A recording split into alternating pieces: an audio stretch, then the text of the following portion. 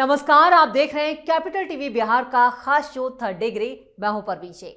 हम लेकर आए हैं बिहार की 3 बड़ी खबरें, जिस पर चर्चा के लिए स्टूडियो में मौजूद हैं कैपिटल टीवी के executive editor Rajeev Singh. Sir, आपका बहुत बहुत स्वागत है। धन्यवाद। सबसे पहले एक नजर डालते हैं बिहार की टॉप हेडलाइंस पर। बिहार चुनाव में शर्मनाक हार के बाद आरजेडी में सिर्फ फुटबॉल। तेजस्वी के खिलाफ पार्टी के बड़े नेताओं ने खोला मोर्चा, टिकट बंटवारे पर उठाए सवाल। डिप्टी सीएम विजय सिन्हा का सबसे बड़ा एक्शन, जमीन कार्यों में लापरवाही पर 58 अधिकारियों को थमाया नोटिस, मांगा जवाब। बिहार कांग्रेस को जल्द मिलेगा नया अध्यक्ष, राजेश राम की होगी छुट्टी, राहुल गांधी के सामने नेतृत्व बदलने की कही गई बात। खबरों में सबसे पहले बात तेजस्वी की पार्टी में मचे बवाल की। बिहार विधानसभा चुनाव में करारी हार के बाद आरजेडी के अंदर विद्रोह तेज हो गया है। पार्टी के सीनियर विधायक भाई वीरेंद्र टिकट बंटवारे को लेकर अपनी ही पार्टी और नेतृत्व के फैसलों पर नाराज हैं, जिससे यह चर्चा तेज है क्या चुनावी हार के बाद आरजेडी टूटने वाली है। भाई वीरेंद्र ने कहा है वो खुद और विजय मंडल एक समय एक साथ विधायक रह चुके हैं। जब आखिरकार यादव समाज के उम्मीदवार को ही टिकट देना था तो फिर सिटिंग विधायक विजय मंडल का टिकट क्यों काटा गया? विजय मंडल में आखिर ऐसी कौन सी कमी थी जिसके कारण पार्टी ने उनका टिकट काटने का फैसला किया? कई जगहों पर बाहरी लोगों को टिकट दे दिया गया जो संबंधित जिले के नहीं थे। पार्टी में कुछ ऐसे नेता हैं जो नाम के समाजवादी हैं, लेकिन 3 जिलों में अपनी पकड़ और प्रभाव बनाए हुए हैं। भाई वीरेंद्र ने जिस तरह के बयान लगाए हैं टिकट बंटवारे को लेकर और तेजस्वी पर सीधा निशाना साधा है, तो क्या पार्टी में बड़ी टूट होने वाली है? देखिए, पार्टी में टूट तो एकदम तय है, इसमें कोई दोहरा नहीं। लगातार इसको लेकर खबरें भी आ रही हैं। लगातार बीजेपी की तरफ से कहा जाए या फिर जो जदयू कुछ नेता हैं वो भी कह रहे हैं कि राजद के नेता कहीं ना कहीं उनके कांटेक्ट में हैं। लेकिन सबसे बड़ा सवाल है कि आज जो भाई वीरेंद्र, जो कि लालू के बहुत करीबी हैं, तेजस्वी के भी बहुत करीबी हैं, तो आज जो बिफर रहे हैं, तो क्या वे इसलिए बिफर रहे हैं कि उनका चहेता थे विजय मंडल, जो कि दिनारा विधानसभा से उनको टिकट दिलाना चाहते थे और तेजस्वी ने टिकट काट दिया, वो उनको बुरा लगा? क्योंकि देखिए, विजय मंडल जो हैं तो दिनारा के सिटिंग विधायक थे और उन्होंने एलजेपी के राजेंद्र को हराया था, तो उनको ये लग रहा था किस तरह से इनको टिकट मिल जाए, लेकिन उनका टिकट काट के राजेश यादव को टिकट दिया गया। सवाल ये है कि भाई वीरेंद्र आज क्यों बोल रहे हैं? भाई वीरेंद्र तो ये जो कुछ भी हो रहा था धींगा मुस्ती चुनाव के दौरान और चुनाव से पहले भी, ये सहभागी थे तेजस्वी यादव के। उसमें अधिकारियों से लड़ना, चुनाव के दरमियान बवाल खड़ा करना, इनका नाम तो सबसे ज़्यादा आ रहा था। विजय सिन्हा से भी, जो डिप्टी सीएम हैं, उनसे भी भिड़ गए थे। तो वो क्यों नहीं बता रहे हैं कि राजद की नीतियों को इन्होंने भी तरजीह दी? इन्होंने उस समय अपनी बातें ठीक से रखी होती, या फिर ये मान लें कि तेजस्वी करीबी नहीं है, तेजस्वी के ऊपर उनका कुछ नहीं चलता है, या फिर तेजस्वी ने मनमानी किया, सीधे सीधे क्यों नहीं कह रहे हैं?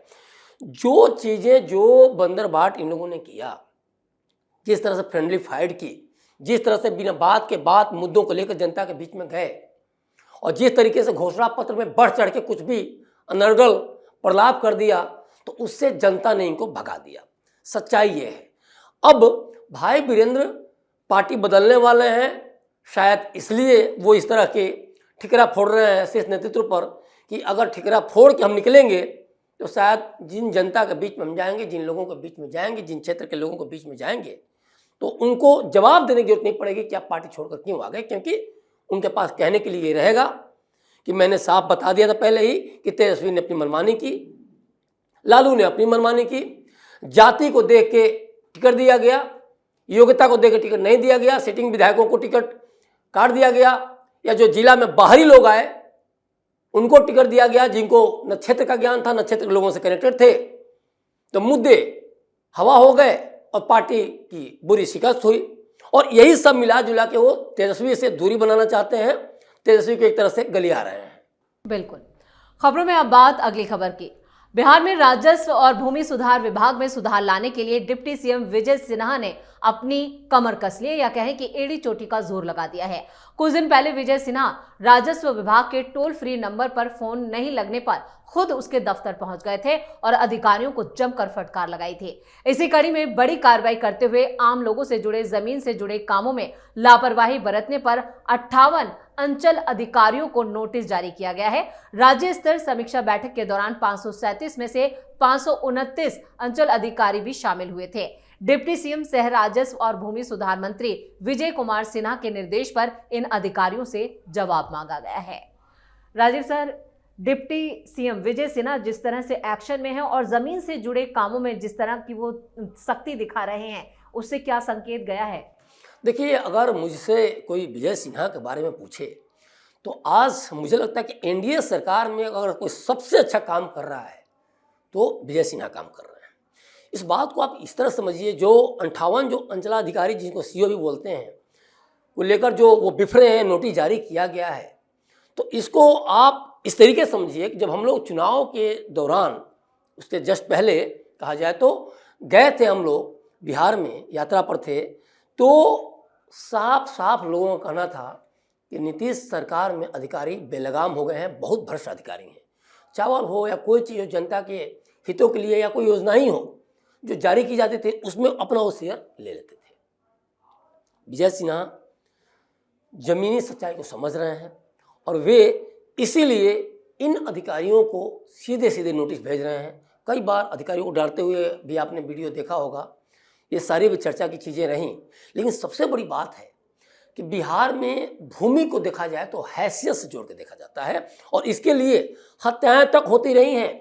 12 बड़े बड़े नरसंहार जो 80-90 के दशक में देखा जाए, लालू के शासन में खासतौर पर देखा जाए तो 12 बड़े नरसंहार हुए हैं। इन्हीं जमीनों के इर्द गिर्द वो नरसंहार होते रहे। रणवीर सेना, तो फिर पिछड़ों की सेना, तो दलितों की सेना, और आपस में लड़ जाना। मतलब अभी मई में एक फैसला आया जो 50 साल 60 साल बाद आया फैसला, उसमें मात्र 9 धूर जमीन के लिए न जाने कितनी संपत्ति दोनों पक्षों ने बेच दी। तो एक बात समझ, जो विजय सिन्हा बहुत अच्छे से समझते हैं कि अगर जमीन का बंटवारा ठीक से हो जाए, जमीन की जो पैमाई ठीक से हो जाए, दाखिल खारिज ठीक से हो जाए, रिकॉर्ड्स ठीक से चढ़ा दिया जाए, और उसके लिए उन्होंने जो 26 जनवरी से 31 मार्च तक भूमि माफी महाअभियान स्टार्ट भी किया है, जिसमें कि ऑनलाइन सब कुछ चढ़ जाएगा, दर्ज हो जाएगा, सारा का सारा जो भी डेटा रहेगा। तो इसके माध्यम से वो करना क्या चाहते हैं, जो लड़ाइयाँ हैं, जो कोर्ट कचहरी के ऊपर जो बोझ बढ़ता है, जो पुलिस के ऊपर एक बोझ बढ़ता है, उन सब का एक साथ निपटारा हो जाएगा, क्योंकि बिहार में जमीन की लड़ाई सबसे ज़्यादा है और इसके माध्यम से बिहार में शांति होगी और बिहार को एक डेवलप स्टेट बनाया जा सकता है। तो जो अभी फिलहाल जो उन्होंने 7 दिन का 14 दिन का ये सारा जो टाइम दिया कि 7 दिन का जो विवादित जमीन होगा उसको हम 14 दिन का समय देंगे और जो अविवादित जमीन होगा 7 दिन का। तो ये सारी कवायद देखा जाए तो विजय चौधरी द्वारा इसीलिए किया जा रहा है कि इसमें बिहार का वासी अमन चैन की जिंदगी जी सके, बिहार को डेवलप स्टेट बना सके। जी, खबरों के आखिर में बात कांग्रेस की है। बिहार विधानसभा चुनाव में करारी हार के बाद कांग्रेस के भीतर मची उथल पुथल साफ साफ नजर आ रही है। लगातार सामने आ रही गुटबाजी, नाराजगी और नेतृत्व पर सवालों के बीच अब पार्टी आलाकमान ने भी सख्त रुख अपनाया है। इसी कड़ी में दिल्ली में एक अहम बैठक बुलाई गई थी, जिसमें बिहार कांग्रेस के भविष्य और संगठनात्मक बदलावों पर चर्चा की गई। इस बैठक के बाद यह संकेत साफ हो गया है कि बिहार कांग्रेस को जल्द ही नया प्रदेश अध्यक्ष मिल सकता है और मौजूदा अध्यक्ष राजेश राम की कुर्सी खतरे में है। यानी दिल्ली में हुई इस बैठक के बाद बिहार कांग्रेस के भीतर यह चर्चा तेज है कि मौजूदा प्रदेश अध्यक्ष राजेश राम की जल्द छुट्टी होने वाली है। राजीव सर, क्या वाकई में राजेश राम बिहार कांग्रेस से उनकी विदाई तय है?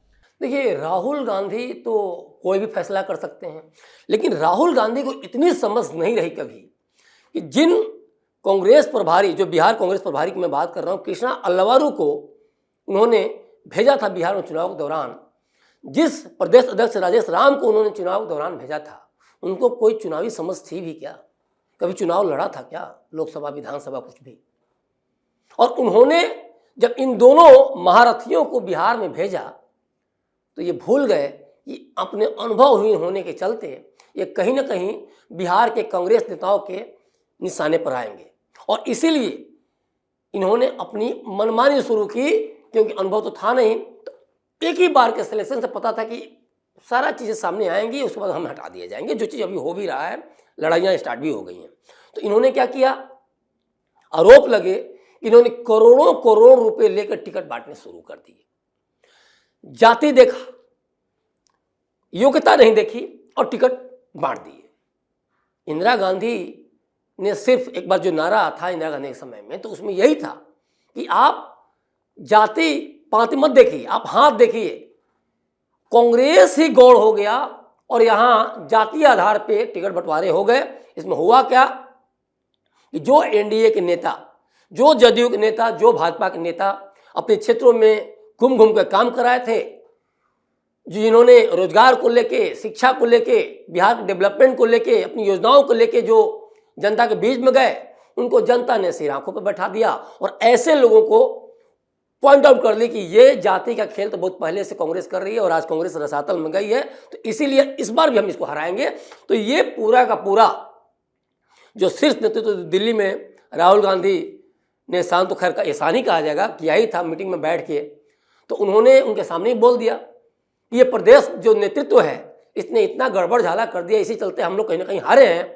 तो अब राजेश राम की छुट्टी मांग के चलिए, जून में स्क्रीनिंग कमेटी के गठन के बाद जून में ये फैसला हो सकता है और इसमें राजेश राम की छुट्टी हो सकती है, कृष्णा अल्लावरू की भी विदाई हो सकती है और कोई नए कांग्रेस अध्यक्ष बिहार के मुकर्रर हो सकते हैं, इनका नाम लिया जा सकता है। लेकिन एक बड़ी बात इसमें निकल के आ रही है कि राजेश राम के ऊपर ठिकरा फोड़ देने से क्या कांग्रेस की जमीनी जो संगठन है वो मजबूत हो जाएगा क्या?